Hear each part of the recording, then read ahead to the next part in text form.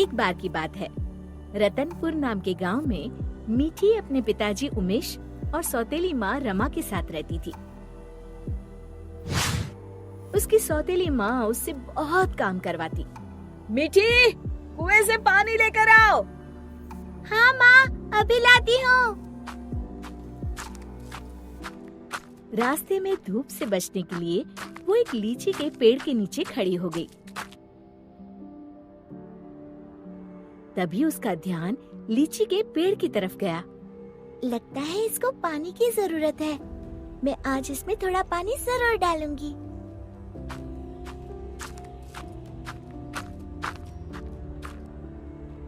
लौटते समय मीठी अपने घड़े से थोड़ा पानी लीची के पेड़ में डाल देती है। अब ये उसका रोज का नियम हो गया। जाते समय थोड़ी देर रुकती और आते समय थोड़ा पानी उसमें डाल देती। उसी पेड़ में एक चुड़ैल रहती थी।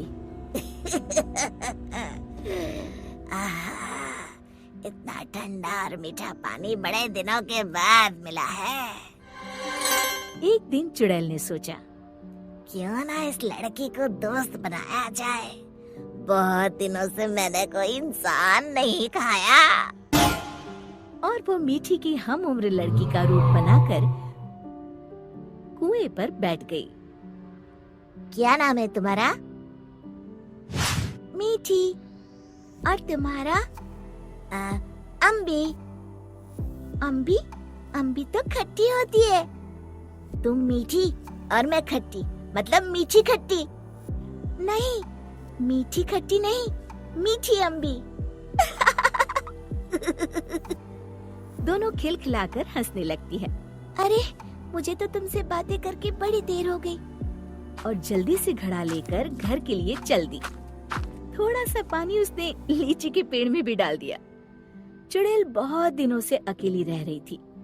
उसे मीठी का साथ अच्छा लगा। वैसे मीठी अच्छी लड़की है, क्यों ना इसे अपनी दोस्त बना लूं।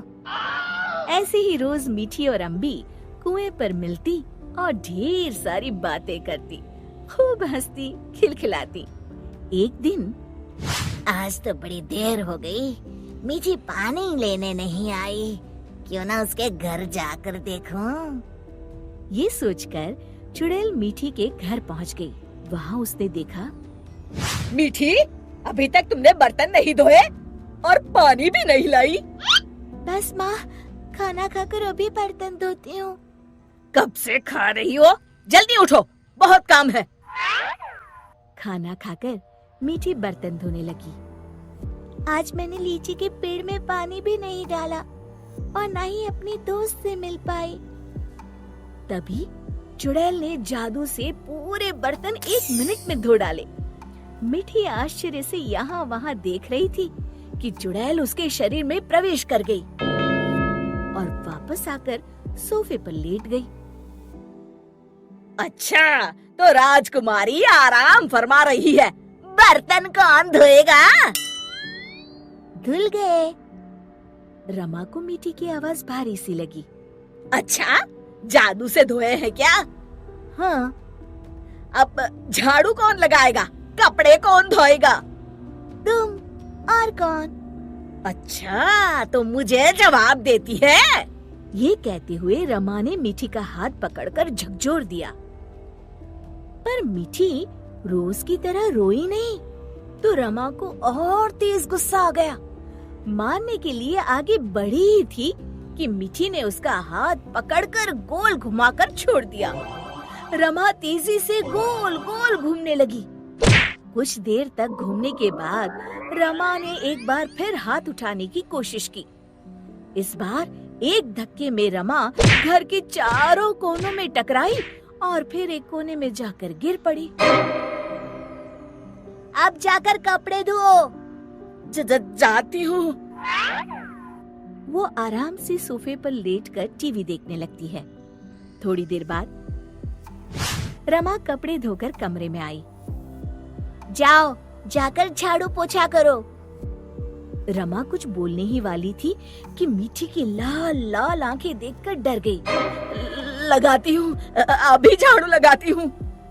इतने में मीठी के पिताजी आते हैं। उन्होंने पहले कभी रमा को काम करते हुए नहीं देखा था। रमा, तुम काम क्यों कर रही हो? मीठी कहाँ है? रमा जोर जोर से रोने लगी और उंगली से इशारा किया जहाँ मीठी आराम से लेटी हुई थी। मीठी, मैं क्या देख रहा हूँ? मीठी के पिताजी उसका हाथ पकड़कर उसे उठाते हैं, पर मीठी को देखकर बुरी तरह डर जाते हैं और पीछे हट जाते हैं। ये देखकर मीठी के शरीर में घुसी चुड़ैल जोर जोर से हंसती है।